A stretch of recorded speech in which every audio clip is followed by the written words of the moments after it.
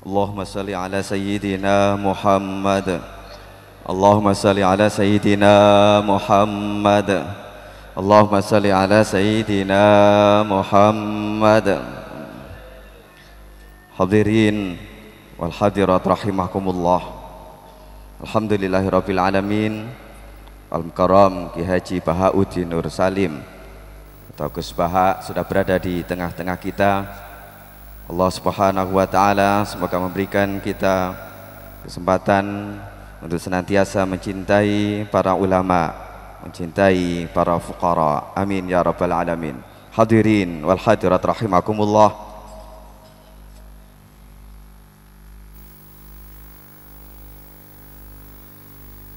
Mau'izatul hasanah yang pertama akan dihaturkan oleh Al-Mukarram Ki Haji Bahauddin Nur Salim dari Rembang. Allahumma salli ala Sayyidina Muhammad.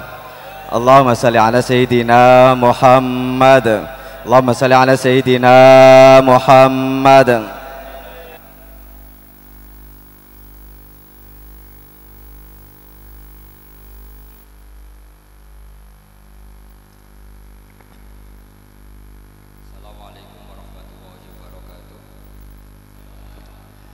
Bismillahirrahmanirrahim. Allahumma sholli wa sallim ala sayyidina Muhammadin wa ala alihi wa sahbihi asma'in. Nama ba'du. Yang sangat kita hormati Ki Haji Jamal, semua keluarga.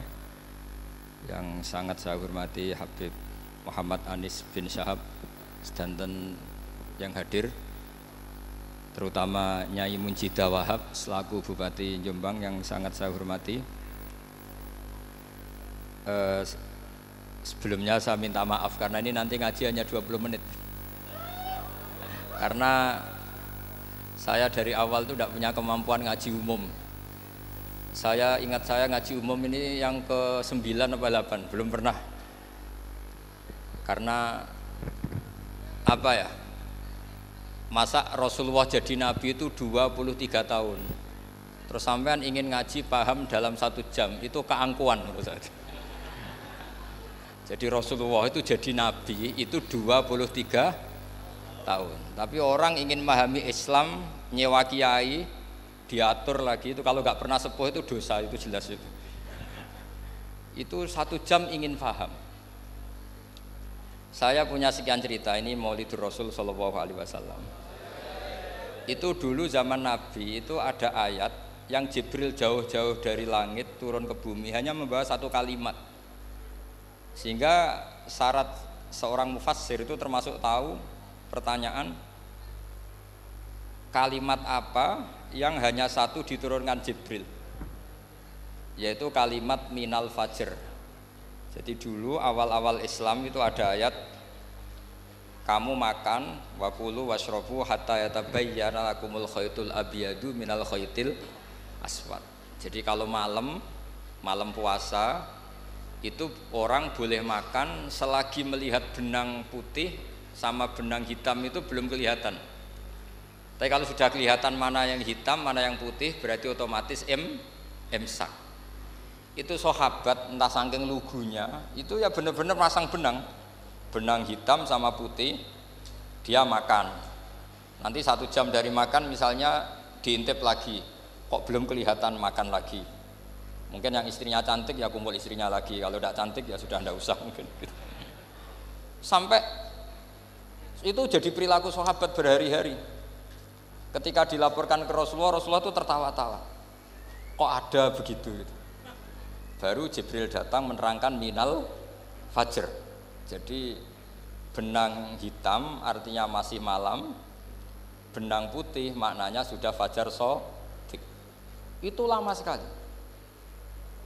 Saya ini termasuk orang yang sangat-sangat susah ketika orang ingin belajar Islam itu instan. Dulu Nabi jadi Nabi itu 23 tahun. Itu untuk menemukan teori masbuk, tidak nyalip imam, itu Nabi juga lama. Jadi dulu sahabat itu kayak anak-anak kecil zaman saya kecil, itu kalau imam sudah rakaat ketiga atau rakaat keempat, itu kalau orang-orang desa kan langsung takbir, terus dia sholat sampai 3 rakaat nyalip siapa? Imam. Nanti di rakaat keempat baru sama imam salam dia ikut salam. Itu hebat betul itu. Itu sama sekali nggak salah. Kalau ditanya, lo kok ikut salam? Kan sudah sama-sama 4 rakaat karena imamnya dia apa? Disalib. Jadi dia takbir terus tahu imamnya rakaat ketiga atau keempat terus nyalip sampai ke rakaat yang sama. Nanti salamnya bareng-bareng imam. Itu dulu sahabat ya gitu. Kalau Rasulullah sudah di rakaat keempat atau ketiga langsung mereka takbir Allahu Akbar nyalip. Setelah nyalip menyamakan dengan Rasulullah salam juga ikut salam. Jadi itu dulu lama sekali prosesnya. Sampai ada satu peristiwa Mu'ad bin Jabal datang, kemudian Nabi sudah sholat, berarti masbuk kalau dalam bahasa fikih. Mu'ad langsung ikuti Nabi, setelah Nabi salam baru Mu'ad menambahkan jumlah rakaat yang tertinggal. Terus semenjak itu jadi sunnah, jadi sunnatan mutaba'ah kalau masbuk ikut imam, kemudian hanya menambahkan rakaat yang tertinggal. Itu 23 tahun. Jadi saya ngisi 20 menit yang nggak paham, 2 jam yang nggak paham, 3 jam yang nggak mungkin paham. Daripada gitu ya 20 menit saja. Ya itu betul, karena saya tidak punya kemampuan untuk itu. Saya masih ingat, saya ngaji umum pertama itu di hallnya abahnya Pak Hamid Pasuruan di Lasem. Kedua di Pak Hamid Pasuruan kemarin. Terus tadi di Kiai Robah Maksum, itu ajudannya 3 kali ke saya tidak mau. Kiai Robah datang sendiri, sudah sepuh dituntun. Saya ini agak-agak soleh lah, kalau sama orang sepuh itu pengapesan. Masih ingat lah aturan mainnya, laisa minna malam yarham sahirona wa yuwaqir haqqa kabirina. Tapi yang sepuh betul kayak Mbah Jamal itu sepuh betul. Ada sepuh gaya-gayaan enggak mau. Karena memang Mbah Jamal itu besanan sama saya, Mbah Sahal itu misanan saya, misanannya Mbah saya. Terus dapat Mbah Nafisa ya keluarga sini. Saya teruskan, kalau Mbah Robah itu faktornya sanad ya. Robah bin Maksum, Maksum ini muridnya Mbah siapa itu? Fakih Mas Kumambang. Mbah Zubair dulu ya ngajinya sama Mbah Fakih apa? Mas Kumambang. Kemarin seminggu yang lalu saya di Pondok Termas ya, faktornya sepuh. Karena sanad saya Mbah Mun, Mbah Zubair, Kiai Fakih Mas Kumambang, kemudian Mbah Mahfud apa Termas. Saya terus mau cerita tentang sanad ilmu. Jadi Nabi itu 23 tahun dan itu tidak gampang, ada fasenya. Bahkan ada fase Nabi itu harus as-sukut anil mungkarat. As-sukut anil mungkarat itu diilmoni oleh pakar-pakar usul fikih. Apakah as-sukut anil mungkarat itu berarti mengikrori kemungkaran? Apa takhirul bayan? Saya ulang lagi pakai bahasa Indonesia. Ketika ada kemungkaran Nabi diam, itu diamnya karena nyari momen untuk ngandani, atau memang diam itu dengan tanda kutip jangan-jangan dianggap ikrar. Makanya ulama usul fikih itu berdebat. Diamnya Nabi ketika melihat kemungkaran di awal Islam itu karena ada ma huwa aham, ada yang lebih penting yaitu menerangkan tauhid. Atau takut itu menjadi satu momok bagi mereka karena Nabi dianggap coro Jawa itu dianggap kecangkeman, sidik-sidik ngeloroi.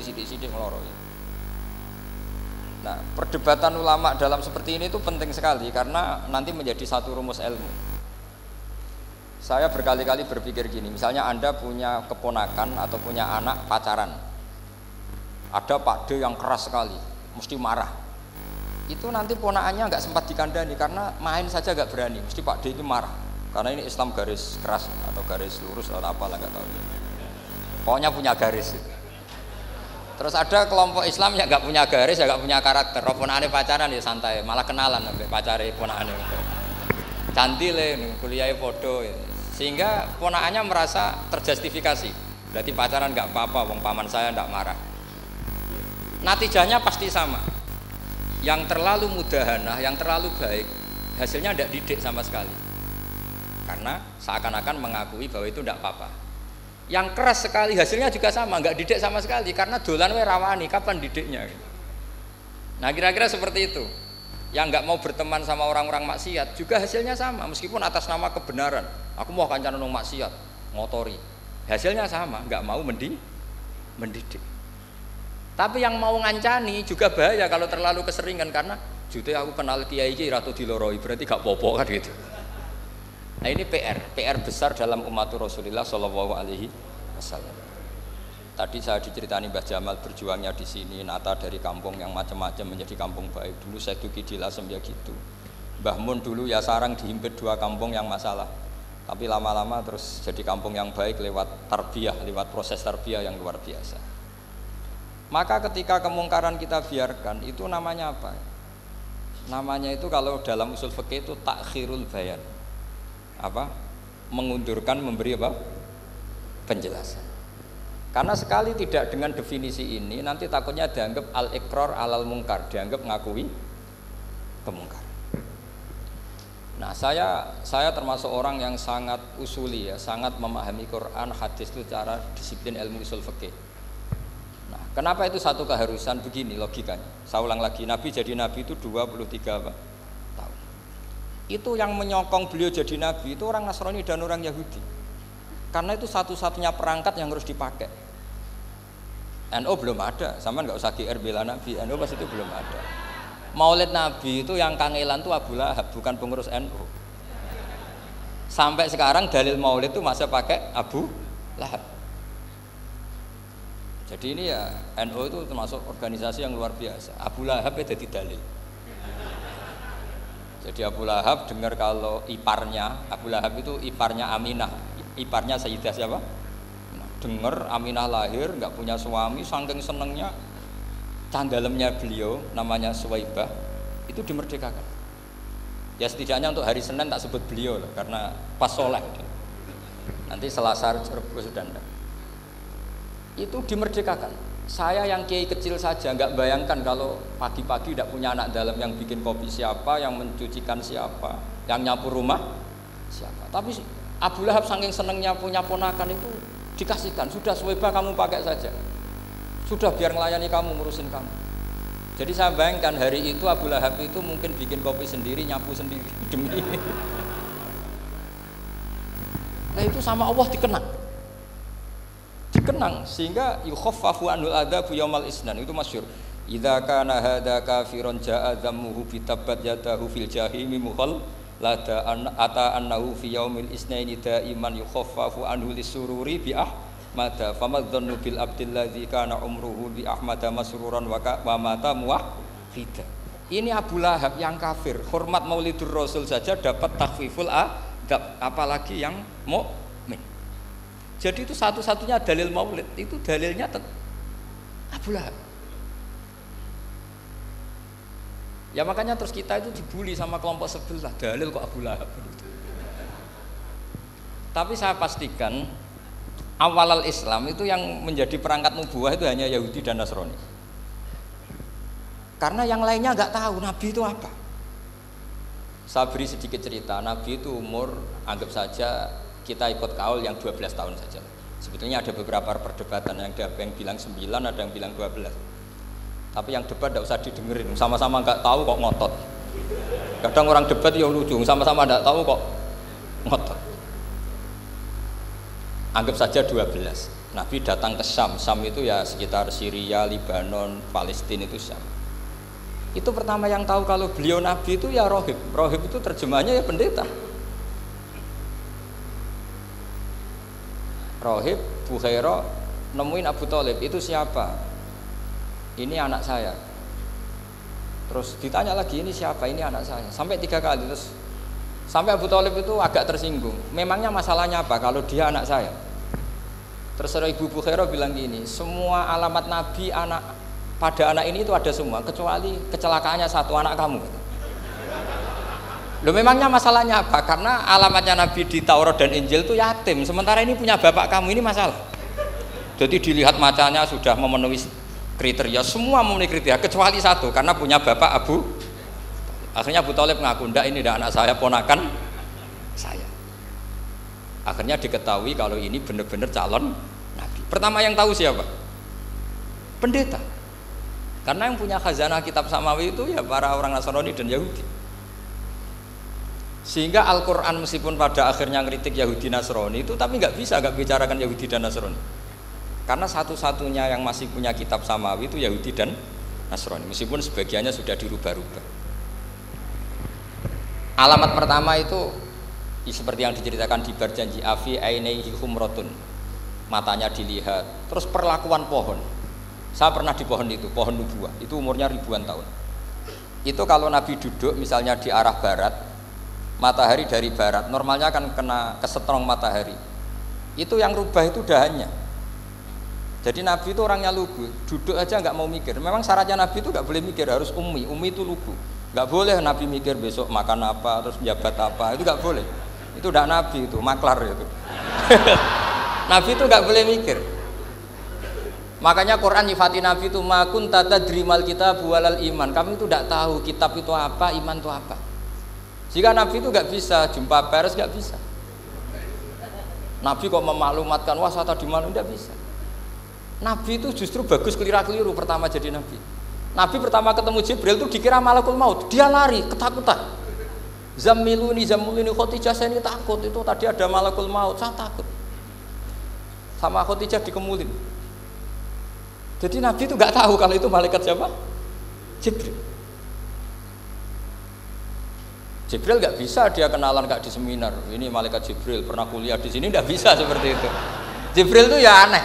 Pertama ketemu Nabi, Iqra ya Muhammad, kamu harus baca ini. Kata Nabi, Nabi Qur'an, saya tidak bisa baca. Harus bisa. Dipaksa sampai 3 kali. Nabi tetap jawab, saya tidak bisa baca. Terus kata Nabi kenangnya, Tony, saya didekap. Kamu harus bisa baca. Setelah baca dilepas, Nabi lari pulang terus bilang ke istrinya zamiluni. Ini secara nahwu agak aneh karena mukhatabahnya perempuan satu, harusnya zamilini.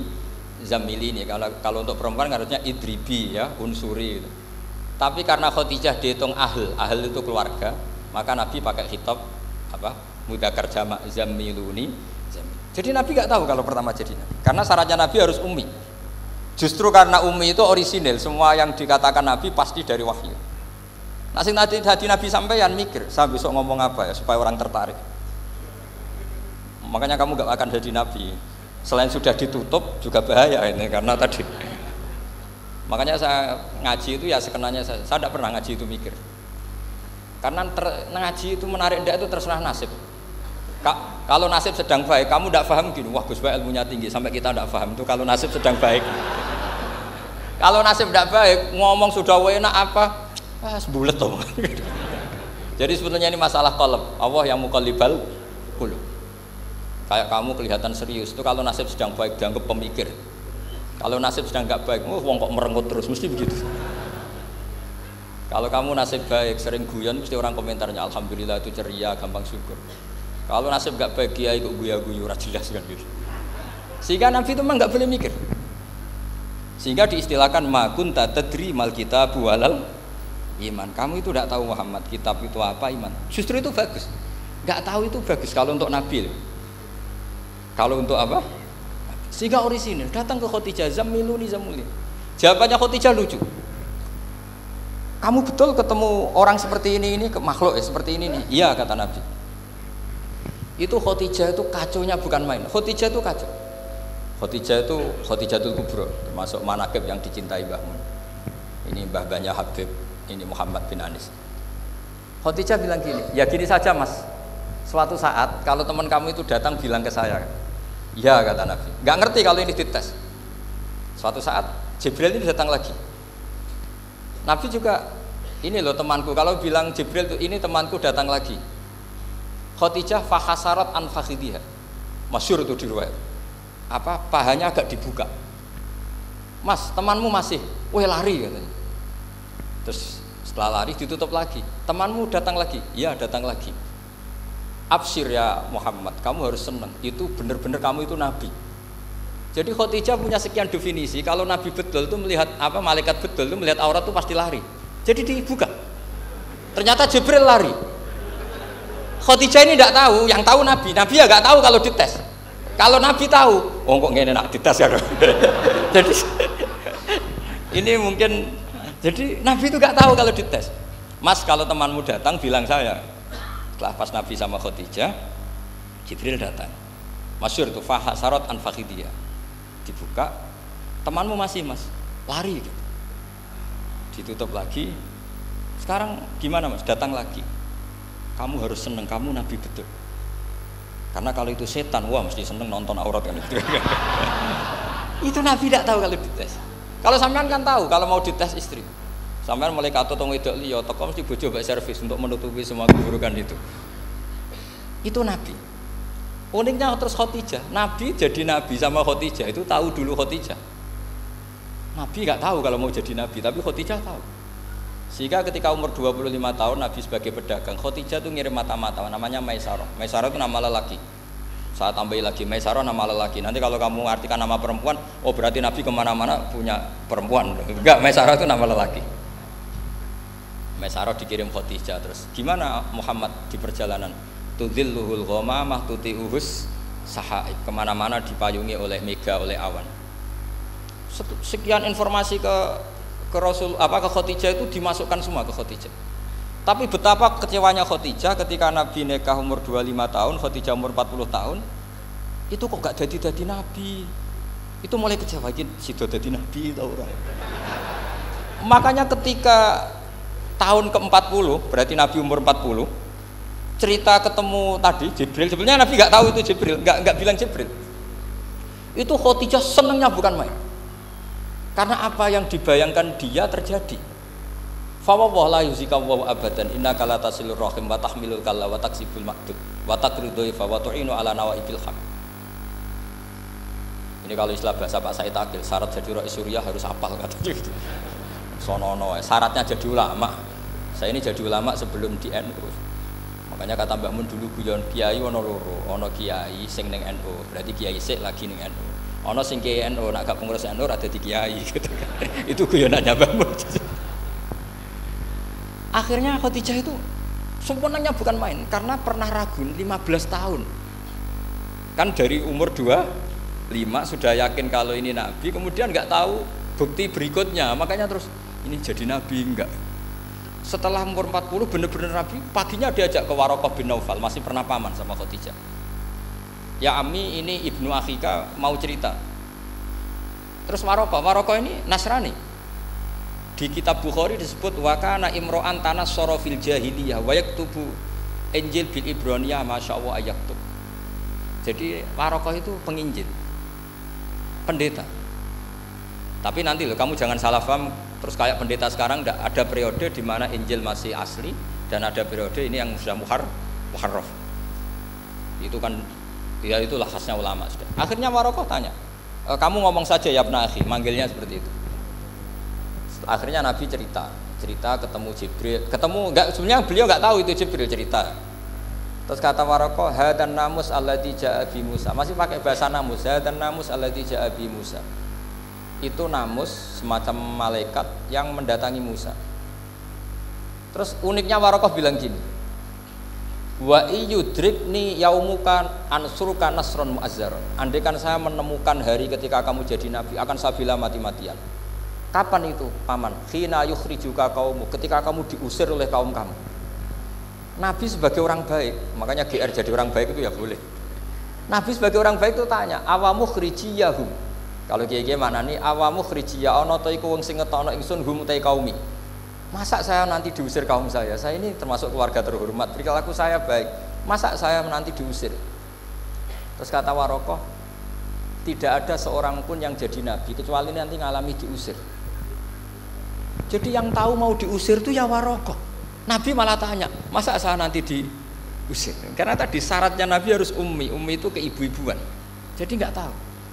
Tapi nggak tahu di Nabi itu sifatu madkhin, sifat pujian, bukan sifatu naqsin, sifat apa? Kekurangan. Akhirnya Nabi mulai sadar, wah ini jadi Nabi tenan kan gitu.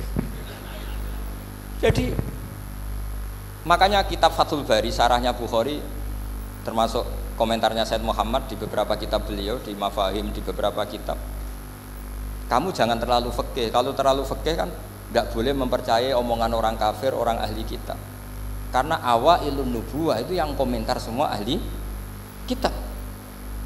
Awailun nubuwah itu yang tahu bahwa Nabi Muhammad calon nabi itu semuanya data dari ahli apa? Ahli kitab. Sudah akhirnya Nabi ketemu Jibril lagi yang turunkan ayat ya ayyuhal muddatsir qum fa'anzir wa rabbaka fakabbir wa thiyabaka fatahhir wa rujza fahjur wa la tamnun tastakfir wa li rabbika fasbir. Nabi mulai yakin ketemu Jibril. Setelah sering ketemu Jibril, Nabi ya dengan tanda kutip nggak tahu aturan mainnya lagi. Setiap ada pertanyaan bilang gini, sudah tak jawab besok. Mentang-mentang besok Jibril datang. Ternyata Jibril tidak datang. Sampai 40 hari. Akhirnya dibully sama umatnya. Mat jari iso jawab ternyata tidak bisa. Piye Jibril ora teko. Akhirnya diwarai meneh. Ngene lho carane dadi nabi, wala taqulanna lisein ini fa'ilun dzalika hudan illa ayasa. Jadi nabi, sudah kamu besok datang ke saya tak jawab karena nabi mentang-mentang besok mau konsultasi sama apa? Jibril. Ternyata Jibril tidak datang karena nabi lupa tidak mengatakan insya Allah. Kalau nabi itu tahu semua, pasti nabi mengatakan insya Allah dulu. Tapi nabi memang sebaiknya nggak tahu. Ummi. Justru itu wa ma yantiqu anil hawa in huwa illa wahyu yuha. Itu beberapa peristiwa. Sehingga syaratnya jadi wali, karena wali itu warasatul anbiya. Ya kudu rada goblok sithik-sithik. Enggak boleh wali kok cerdas, analisis enggak boleh. Wali kok delok TV ngrungokno pakar-pakar analisis. Iku ora wali, jadi maklar. Enggak boleh. Jadi misalnya yang menang Pak Jokowi atau Pak Prabowo, enggak boleh pakai Pak Jokowi petahana, wah segini, enggak boleh. Wali kalau ditanya yang menang Pak Jokowi Pak Prabowo, biadillah gitu aja. Itu urusan Allah. Itu alamatnya apa? Itu enggak penting, yang penting golek ridhanya Allah. Enggak menarik figur-figur seperti itu wali gitu. Sudah saya teruskan supaya clear ya masa Maulidur Rasul sallallahu alaihi wasallam. Itu kita tidak punya data kecuali dari ahli kitab. Yahudi lebih ngeri lagi. Yahudi itu punya kriteria syaratnya Nabi harus min dzurriyyati Ibrahim. Ya makanya kitab yang paling disenangi Mbah Mun itu berjanji. Syaratnya Nabi harus min dzurriyyati Ibrahim. Lalu Muhammad itu siapa? Kok tahu-tahu Nabi? Dia itu orang Arab itu jahiliyah, wongnya goblok-goblok. Wah, akhirnya terus jadi polemik ilmiah kan. Akhirnya Nabi memaklumatkan diri kalau beliau min dzurriyyati Ibrahim. Dibuktikan Ibrahim pernah singgah di Mekah, yaitu fihi ayatum bayyinatum maqamu Ibrahim. Bahwa Ibrahim pernah hidup di Mekah ada buktinya, yaitu ada bekas kaki di dekat Ka'bah. Akhirnya Ibrahim meninggalkan Ismail. Ismail kecil kekurangan air, Hajar lari-lari nyari air 7 kali. Akhirnya jadi sa'i bena Safa wal. Ada sekian bukti kalau Ismail itu hidup di Mekah, menikah sama suku Jurhum. Akhirnya orang Yahudi mulai ngeper. Loh iya, Muhammad pantas jadi nabi. Ternyata orang Mekah turunan Ibrahim alaihis. Itu andekan orang Yahudi yang tidak komen, itu juga gak dilacak nasabnya Nabi. Gara-gara orang Yahudi komen, Nabi itu harus turunan Ibrahim. Kamu asal-usulnya gimana? Akhirnya Allah sendiri yang menjawab bahwa Nabi lahir dari Ibrahim. Padahal Ibrahim itu orang Palestina. Logikanya gimana? Ternyata Ibrahim pernah singgah di Mekah. Ada bekas kakinya, ada ritualnya yaitu lari bena Safa wal Marwah, menceritakan wal Marwah menceritakan apa? Ibrahim ketika nyari apa Siti Hajar ketika nyari apa itu disebut fihi ayatum bayyinatum maqamu Ibrahim. Maka berjanji itu kitab yang masalah madaih itu bagus secara tarik. Jadi kitab madaih itu beda-beda. Ada yang kayak Habib Ali itu lebih ke isek itu berontok. Jika saya suka baca Simtud Duror itu kalau pas isek, pas berontok itu ya pas kangen Nabi, biasanya saya wudu terus baca Simtud Duror itu pas isek. Tapi kalau saya ingin baca sejarah suka berjanji. Kalau Habib Ali jelas isek. Yang duriannya sekarang di Solo termasuk Habib Muhammad bin Husain bin Anis bin Alwi bin Ali yang punya Simtud Duror. Jika kalau beliau baca sholawat ya sholatan yattasulu biha ruhul musalli alaihi bi. Fayam basitu fi qalbi siru nuri ta'alluqi bi wa hubbi. Fayuktabu biha bi inayatillahi nabu fi hisbi. Kalau berjanji enggak? Dia tahu problem utama Nabi itu nasabnya karena beliau orang Quraisy, orang jahiliyah yang dikira enggak punya darahnya Nabi Ibrahim. Maka beliau pertama ngarang diantaranya wa ba'du fa'aqul huwa Muhammad bin Abdullah bin Abdul Muttalib wasmuhu Syaibatul Hamdil Humidat Khisalusaniyah. Saya pastikan Muhammad cucunya Abdul Muttalib. Dia yang punya pintu yang mau masuk ke Ka'bah namanya Babu Bani Syaibah. Itu nama lain dari Abdul Muttalib. Terus diteruskan Abdul Muttalib bin Hasyim terus sampai wa adnanu bila raibin itadawil ulumin nasabiyah ila dhabihi Ismail nisbatuhu wa muntah. Karena berjanji ingin ngomong, ingin memaklumatkan ini Muhammad. Kamu kira orang mana? Beliau adalah turunan Ibrahim. Kayak apa alimnya yang ngarang berjanji? Nah, saya berkali-kali ngomong di mana-mana. Lah berjanji itu nasibnya kurang baik. Dibaca bahasa Arab, yang baca nggak paham, yang dengar nggak paham. Akhirnya kubu sebelah dianggap baca mantra. Nah, terus dihukumi bid'ah kan? Coba kalau itu ditulis bahasa Indonesia. Nasab Muhammad, dia punya bapak Abdullah, punya mbah Abdul Muthalib gini-gini. Paling kubu sebelah tidak akan bilang bid'ah, mesti ngomong ini buku sejarah. Jadi gara-gara mbok waca bahasa Arab, sing maca ora paham, sing nyenggaki ora paham, terus koyok mantra. Sing kritik yo luwih ora paham. Sudah akhirnya.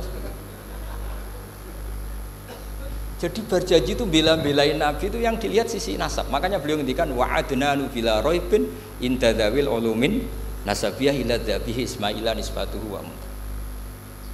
Itu juga orang Yahudi.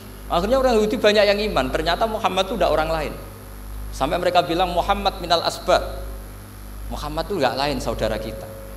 Akhirnya orang Yahudi banyak yang iman. Jadi pertama Nabi jadi Nabi itu yang tahu ya orang Yahudi dan orang Nasrani karena mereka pasti punya sisa-sisa kitab samawi. Yaitu yang diceritakan Ka'bil Akhbar. Ya al-haditsus tsani an Yasar bin Atha an Ka'bil Akhbar. Qala allamani abi Tawrata ila sifran wahidan kana yaqtimuhu wa yudkhiluhus sunduk falamma mata abi fatahtuhu fa idan fi nabiyyun yakhruju akhiras zaman maulidu bi Makkah wa hijratu bil Madinah wa sultanuhu bisyam. Jadi ini saya urun nerangkan maulid, tapi jangan diundang lagi. Ya, pokoknya saya ini kaidahnya jelas. Kalau tidak pernah sepuh undang saya haram. Aturan fikihnya kan gitu. Kalah alim ngatur yang alim haram. Kalah tua ngatur sing tua haram. Tapi nak wong tua ngatur sing nom, ono kemungkinan halal. Mereka ono kemungkinan sing nom ra nurut wong tua itu dosa. Makanya kalau saya dipanggil yang pernah sepuh, waduh cocok ra cocok ya samina wa ta'na. Karena Mbah Jamal ini abahnya Gus Rozin, biasanya Basal. Terus saya pokoknya tak ingat saya pengajian umum itu baru ke-7 ke 8. Semoga ya nanti sampai mati ya jumlahnya masih bisa terhitung. Tapi kalau ngaji rutin saya terus ngaji rutin. Saya pernah baca hikam di Jogja khatam. Kalau di pondok saya sudah nggak terhitung saya khatam berapa kitab nggak terhitung karena saya sering ngaji rutin. Sehingga Diba itu kitab kesayangan Habib Ali. Habib Ali sebelum ngarang Simtud Duror itu beliau nginduk kitab apa? Diba, masyhur. Jadi saya ulang lagi ya, kalau Diba sama berjanji lebih ke tarikh, kalau Habib Ali ke Isyak, semuanya baik. Saya baca semua. Saya niru Habib Ahmad Al-Habsyi Pasuruan pernah tak tanya, kenapa kalau maulid baca 3-3-nya? Ben ka asobiah Gus, ben keduman kabeh. Saya itu setengah hafal semua, 3-3-nya setengah hafal semua. Berjanji cerita Al-Haditsus Diba, yang ini Diba. Al-Haditsus tsani an Yasar bin Atha an Ka'bil Akhbar. Kata Ka'bil Akhbar, saya ngaji sama bapak itu Taurat itu khatam. Tapi saya itu iskal itu janggal. Kenapa ada satu lempiran yang enggak diajarkan? Disimpan fisunduk. Jadi orang Yahudi itu ada baiknya. Mestinya kalau mangkal kan dibakar supaya hilang jejak. Enggak. Karena Yahudi itu ada unsur nubuah. Karena babanya Yahuda bin Yakub bin Ishak bin Ibrahim. Tapi Yahudi yang orisinil ya. Saya berkali-kali ngaji bilang Israel itu kalimatu madhin, pujian. Sehingga Israel disebut wa ani faddaltukum alal alam, itu Israel yang bani karena ada gennya Nabi. Kalau Israel yang sekarang itu nation, sebuah negara. Mereka ada yang Zionis, ada yang turunan Eropa, Amerika, terus Islamofobia. Itu beda Israel yang negara dengan Israel yang bani. Kalau yang Bani itu ada unsur gen para apa? Nabi, sehingga ya Bani Israel. Tapi kalau Israel sekarang nama sebuah negara, sehingga ketika Allah bilang ya Bani Israel itu khitabnya pada penduduk Medina. Kenapa? Karena penduduk Medina zaman itu banyak yang keturunan Nabi Ibrahim alaihis salam. Jadi Israel di Quran itu bukan nama sebuah negara, nama sebuah turunan, sehingga disebut ya Bani Israel, he anak turune Israel. Kita tahu Israel nama lain daripada Nabi Yakub bin Ishak bin Ibrahim. Ya karena memang saya nekuni ilmu. Kalau tadi yang Banjari kan nekuni suara. Jadi suaranya bagus. Itu kalau nggak ditopang al-jamalul akli, logikanya juga bagus. Itu bahaya, nanti orang mau nyanyi tok. Nah ini tak bantu. Tadi ada al-jamalul sauti, kebaikan secara suara. Ini tak bantu al-jamalul akli, kebaikan secara makna. Ya mestinya keren al-jamalul akli, karena al-jamalul sauti itu penyanyi dangdut bisa. Semua penyanyi bisa kalau suara bagus. Tapi kalau maknani tiba itu kalau tidak orang alim tidak bisa. Wis tuku terjemahannya tetap ra paham, ra bakat itu. Saya teruskan. Falam mama tabi, orang Yahudi itu unik. Wong dia benci kok naskah itu tetap disimpan. Terus kata Kabul Akbar, falam mama tabi fatahtuhu, ketika bapak saya meninggal, kotak ini tak buka. Faidan fihi nabiyyun yakhruju akhir zaman. Di situ ada keterangan bahkan akan ada nabi yang keluar akhirat, mauliduhu bi Makkah wa hijratuhu bil Madinah wa sultanuhu bis Syam. Kerajaannya itu di Syam. Bareng Kabul Akbar ini sebetulnya menangi Rasulullah SAW, tapi dia nggak mau iman karena Nabi itu nggak lengkap menurut dia. Ini Muhammad sudah benar lahirnya di Mekah, wafatnya di Madinah, tapi masih kurang satu, wa sultanuhu bis Syam. Zaman itu Syria, Libanon, Palestina masih di bawah pasukan salib, pasukan Nazaret. Sehingga dia mikir, katanya kerajaan Islam ada di Syam, ini kok Muhammad nggak jadi raja di Syam. Sehingga dia menunda imannya, yuakhiru islamahu.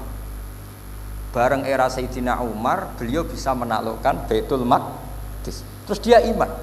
Makanya imannya Kabul Akbar itu era Sayyidina Umar, karena sudah masuk definisi ketiga, wa sultanuhu bisyam, kerajaannya Nabi ada di Syam. Iman. Sekali iman langsung pinter deh. Wong sedurunge baca kitab Samawi banyak. Sehingga Sayyidina Umar kalau mau tanya kitab Samawi ya tanya Kabul Akbar.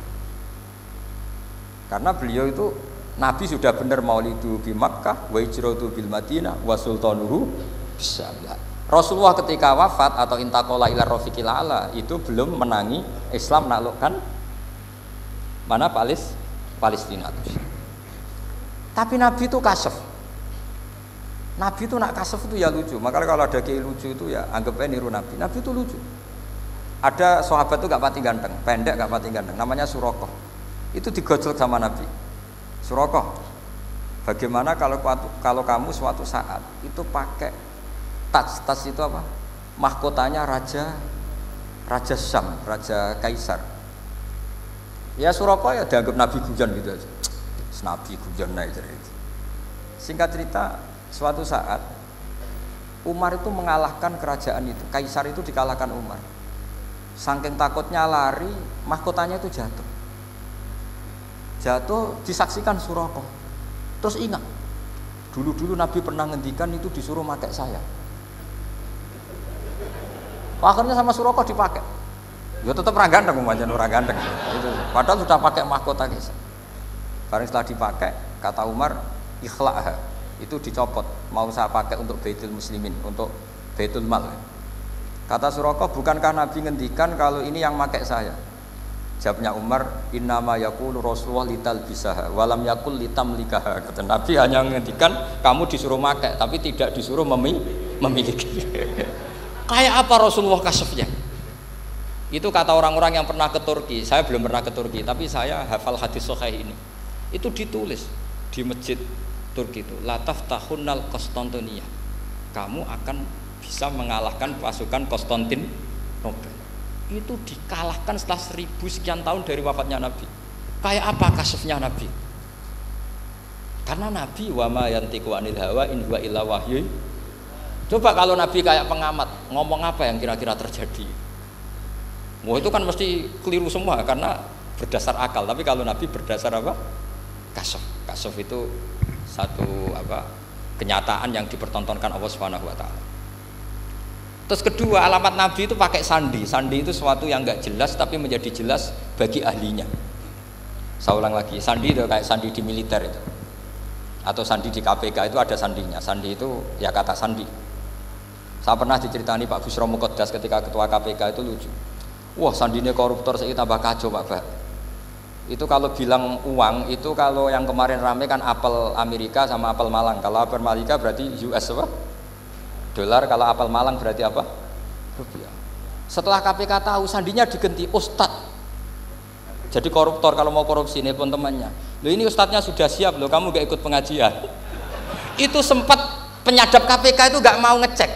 Masa orang pengajian dicek? Ternyata ya gak ada acara pengajian, Ustadz itu maknanya uang. koruptor saking ngerti itu disadap KPK itu sandinya gimana? Datang nggak ke sini, ini ustadznya sudah siap, ini ada pengajian. Hampir KPK itu nggak ngecek karena pengajian, ustadznya sudah siap. Setelah digerebek ternyata ustadz tuh sandi dari makna apa? Uang, gak kurang ajar itu ustadz katanya. Jadi kalau di sini ditangkap KPK berapa ustadz ini sudah? Ada Habibnya lagi, ada Habib Muhammad ini. Nah, Salman Al Farisi itu pemikir, dia orang Persia. Di mana-mana orang Persia itu pemikir. Persia itu kalau sekarang ikut Iran. Itu dia ngaji lama sekali sama pendeta-pendeta itu. Kebetulan dia punya pendeta yang belum muharraf, belum muharrif atau belum muharraf. Kalau muharrif orangnya, kalau muharraf itu kitabnya atau bukunya. Setiap dia ngaji sama pendeta dikasih tahu, terus kecewa beberapa kali, walhasil ketemu pendeta yang benar. Sudah, kamu tidak usah ngaji sama saya, kamu datang saja ke Yasrib, ke Madinah sana, namanya Yasrib. Di situ Nabi akhir zaman sekarang sudah ada, kata. Ini yang ngomong pendeta. Ya.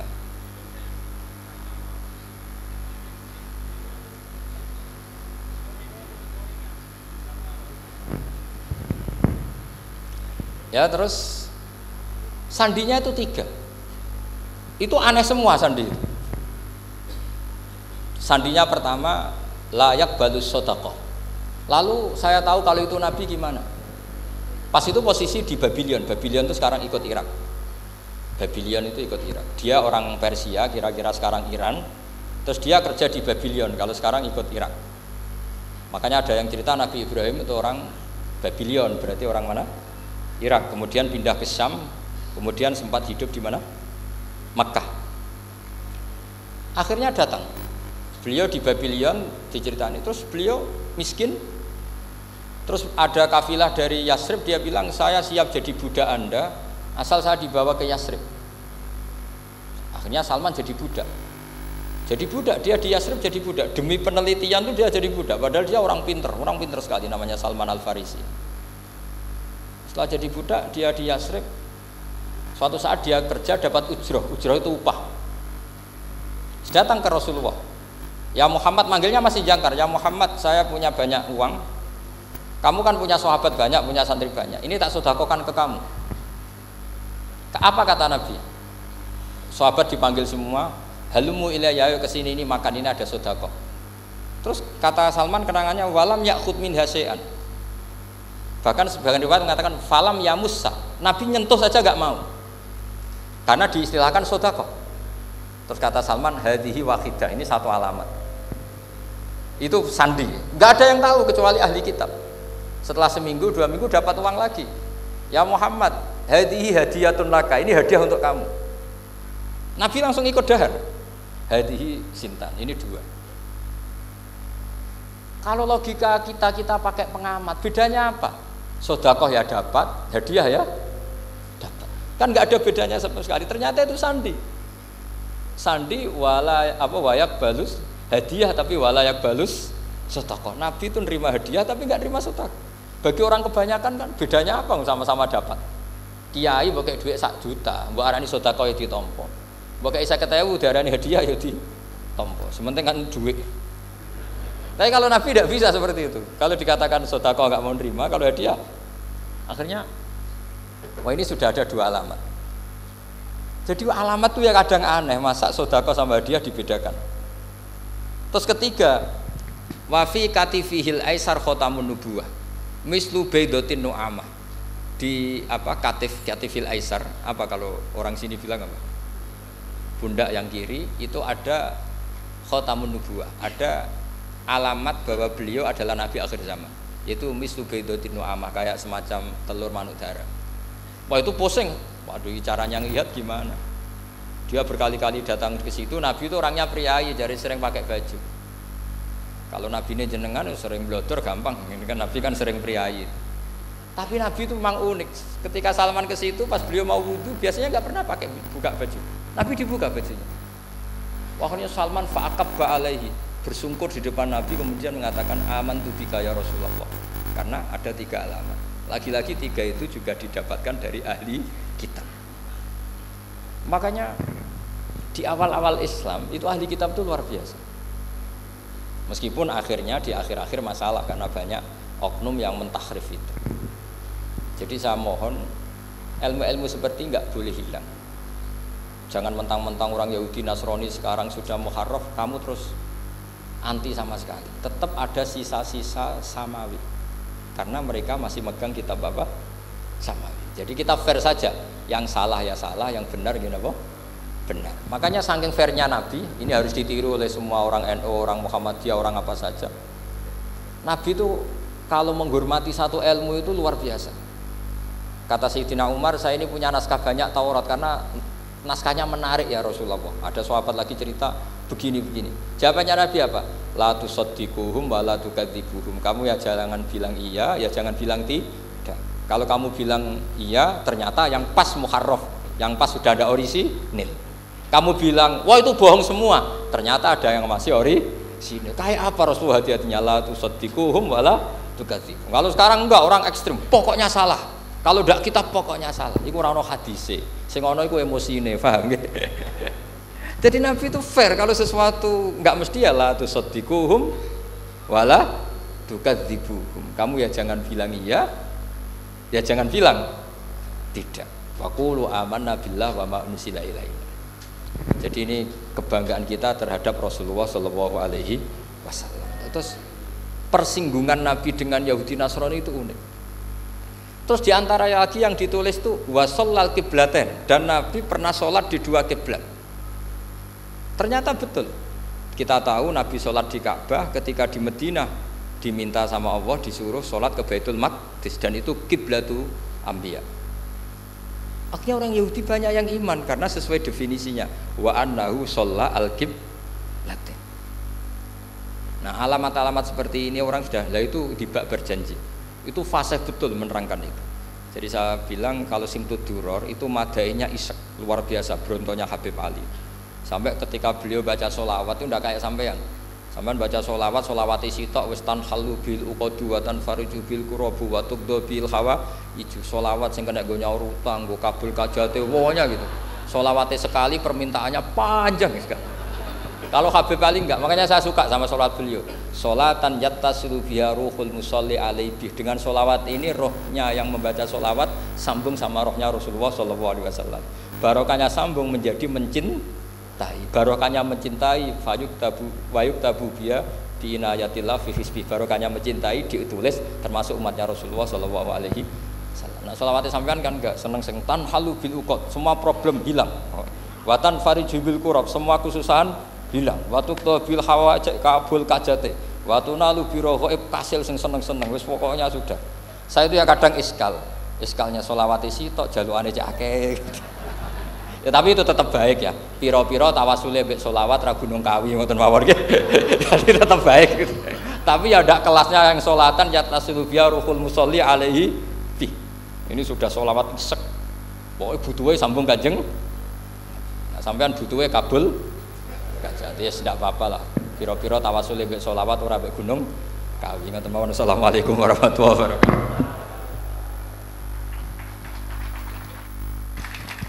Allahumma shalli ala sayyidina Muhammad. Alhamdulillah rabbil alamin. Demikian Mau'izatul Hasanah kang sampun kadhawuhaken dening Al-Mukarram Ki Haji Bahauddin Nur Salim saking Rembang.